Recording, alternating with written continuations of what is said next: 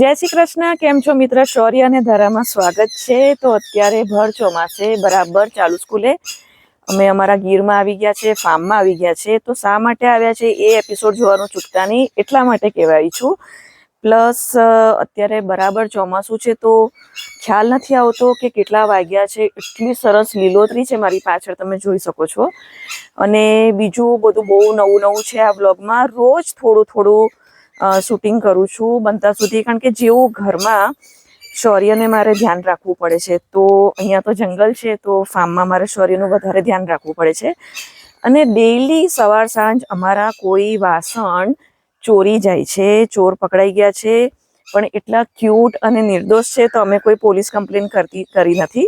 તો એ જોવાનું પણ ચૂકતા નહીં, ભૂલાય નહીં. તો આ એપિસોડમાં તમને ગીર જોવા મળશે. મધુવન ફાર્મ અમે આવી ગયા છે.